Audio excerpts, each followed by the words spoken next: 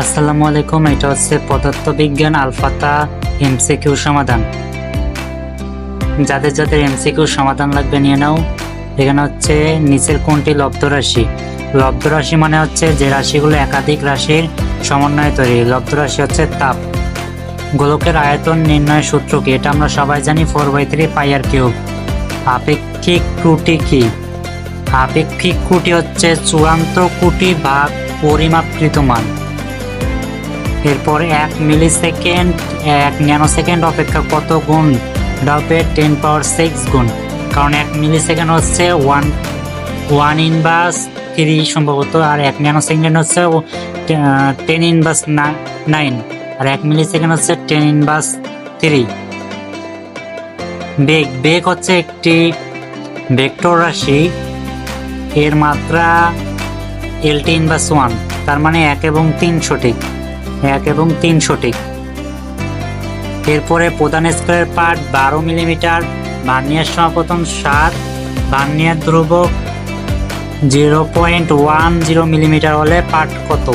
এখানে পাঠ ক্যালকুলেটরের সাহায্যে আসবে 12.7 মিলিমিটার।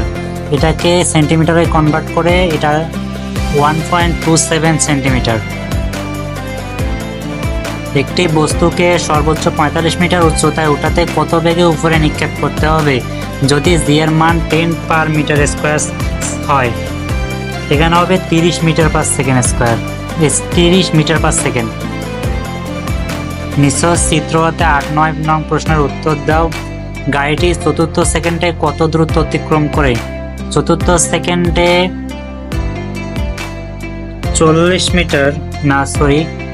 20 মিটার অতিক্রম করে। এখানে 20 মিটার অতিক্রম করবে। গাড়িটি প্রথম থেকে একটি পড়ন্ত বস্তু 6 সেকেন্ডে 72 মিটার পথ অতিক্রম করলে 3 সেকেন্ডে কত মিটার পথ অতিক্রম করবে?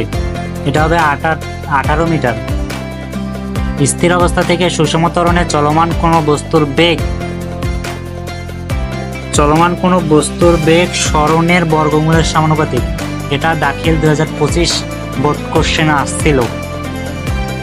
এরপরে একটি শিশু দোলনায় দুলছে, এর গতি হচ্ছে পর্যায়বৃত্ত গতি এবং স্পন্দন গতি।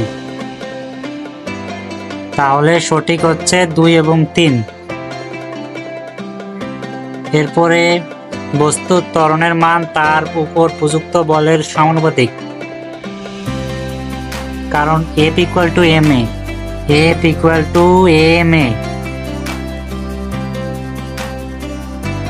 একটি ম্যাচ বক্সের কাঠি দিয়ে বক্সে 3 নিউটন বলে ঘষা হলে কাঠিটি 4 সেন্টিমিটার টানা হলে এতে ব্যয়িত শক্তির পরিমাণ কত? এখানে ব্যয়িত শক্তির পরিমাণ W = Fs, যেখানে F = 3 এবং S = 0.04 মিটার। 0.04 মিটার এটা দিলে এর অ্যান্সার আসে হচ্ছে 0.12 জুল। কোনটি অসংরক্ষণশীল বল? এটা হবে ঘর্ষণ বল। একটি পাথরকে বেঁধে মাথার উপরে ঘোরাতে থাকলে পাথরটি ক্রমাগত দিক পরিবর্তন করবে, ত্বরণ হবে। তার মানে এটা হবে খ নাম্বার। সবল নিউক্লিয় বলের পাল্লা হচ্ছে 10⁻15 মিটার। শুধু এই একটা ছোট্ট সীমানায় সবল নিউক্লিয় বল কাজ করতে পারে। নির্দিষ্ট ভরের কোনো বস্তুর বেগ 1/3 করা হলে এর গতি কত গুণ হবে? 1/9।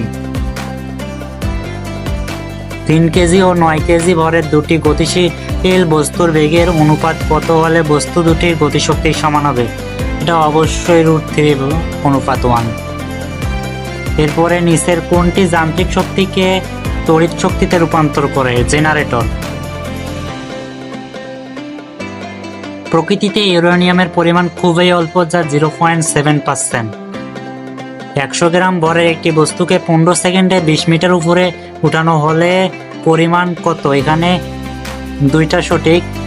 19,600 জুল এবং 1.31 কিলো ওয়াট ক্ষমতা। তার মানে 1 এবং 3 সঠিক। 1 এবং 3 কোনটাতে আছে? খ নাম্বার। চিত্র থেকে 24 ও 25 নং প্রশ্নের উত্তর দাও।